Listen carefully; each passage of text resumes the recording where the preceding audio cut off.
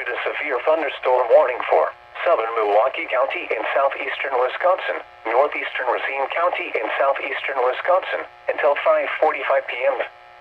At 5:29 p.m., a severe thunderstorm was located over southern Milwaukee, moving east at 40 miles an hour. Hazard, 60 miles an hour wind gusts and quarter-size hail. Source, radar indicated.